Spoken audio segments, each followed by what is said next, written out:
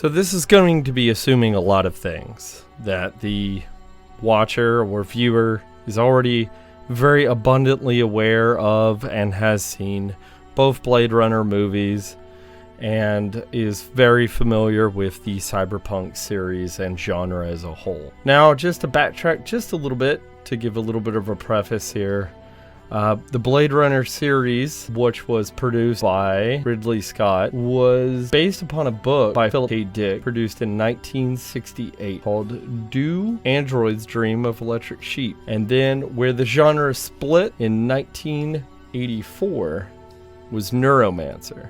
Now, Blade Runner was released in 1982, the original, with Harrison Ford. Now, however, all that being said, these two genres as a whole vastly explore different topics. And of course, before I get into that, everybody is very aware of Cyberpunk 2077, or has at the very least seen the new Edge Runner series. And all of those are grounded and founded upon the Neuromancer series. And where these two split is how they explore vastly different questions to the viewer, to the consumer of the content. Now, of course, culturally, Blade Runner and Blade Runner 2049 has had a cultural impact that cannot go without mention.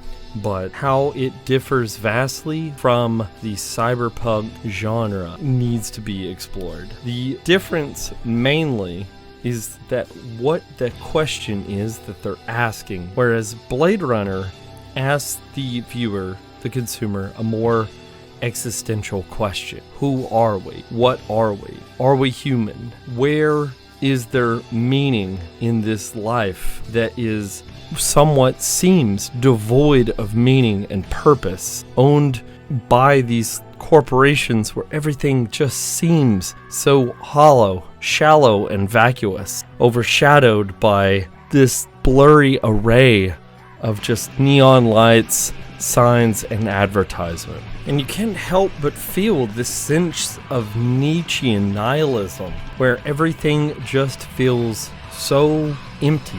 Nothing has purpose, value, and the Blade Runner series just is screaming at the person to just ask themselves, like, what does it even matter? Everything just seems so shallow, hollow, and fake, and there's no authenticity to be found, and it just feels like pure emptiness. And that's why I believe it culturally resonates with so many people in the modern era. In modernity, it can seem like there is no perceived value, no purpose, nothing matters. But that is where these two genres vastly differ.